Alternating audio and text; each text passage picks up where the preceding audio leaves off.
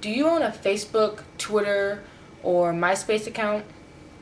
I know I do, and I know just as well as the next person that it can take up some of the greatest moments of our life. Um, Today, I'm going to be talking about media and its impact on society. And today in society, you can find everything at a swipe of a finger or a click of a mouse. My 6-year-old sister even knows how to do more than me and my parents most of the time. It's pretty scary. But that's what it's come to in the world today. Over the past 20 years, then there's been some new advances in technology, and it's made life a whole lot easier, but it's also damaged life in a couple of ways. This new technology is a double-edged sword, and the worst part is that this new aged media gets a hold of something and they just run with it, and there's really nothing we can do about it now. So the media today takes the stories and creates wildfires. They provide inaccurate facts sometimes, and they are corrupting our youth. The media loves a great story just like anyone else, and sometimes they can get a little bit out of hand with that, and they can turn something little into the biggest thing that it was never meant to be. The media will get an ounce of anything and they'll just run with it. So there was a story a while back about a female who allegedly had about 150 friends on Facebook, and she went and got all her friends' photos tattooed on her arms, kind of like sleeves, and um, the videos and the media and the story that they made, it went viral and it made her famous, and that was pretty much her goal, to become famous. So her plan worked, and the media took the story and ran with it. And right off the top, before doing any research or, figuring out what was what, they just posted the story, and it turned out that the story was fake. Even though she had videos of her getting tattooed and stuff like that, it was all just a lie. And she got famous, but she got famous for a lie. So they had to go back and recorrect themselves, and it was a big mess. So they want the biggest scoop. The journalists always want the biggest scoop, and they're always going to try to look for it. So what they'll do is, before before someone can get to another media outlet, they'll go and they'll take the story even if it's not true, because they want it no matter what. They don't want someone else to have it.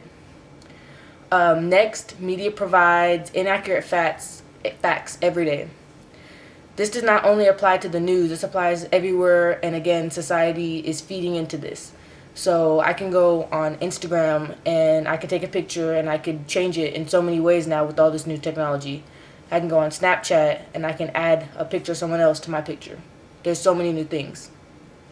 I can go on Google and find information that's not even true, because people nowadays can just type something in and make it theirs, and you could think it's true, but it's really not.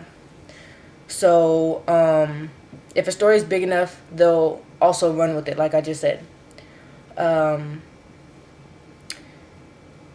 there was an article, and the article was called Media Influence, and they said in this article, and I quote, "Mass media is used strategically for advertising and marketing of consumer products and services. It can sway public opinion, target specific audience, and drive social change by promoting new social norms and more." So what that means basically is that they want to control everything. They want it to be them against us. They want to paint a picture and have us look at it and say, this is it. They want to change society.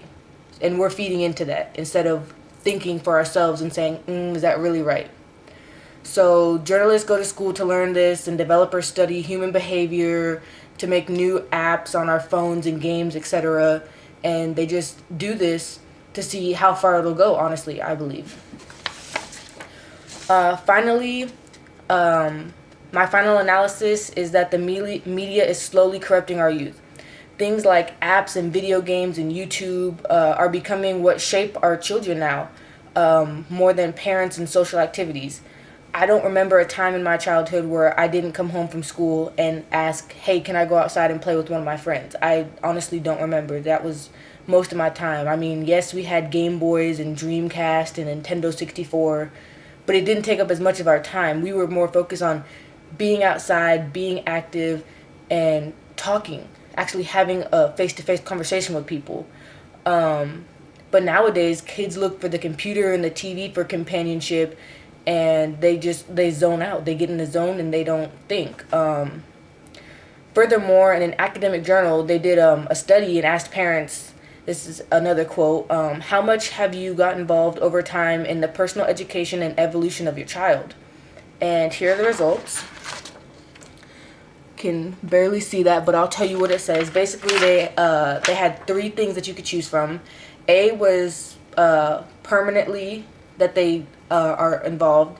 B was whenever they had time, and C was rarely because my job occupied my time. Now for men, it was mostly C at the top two.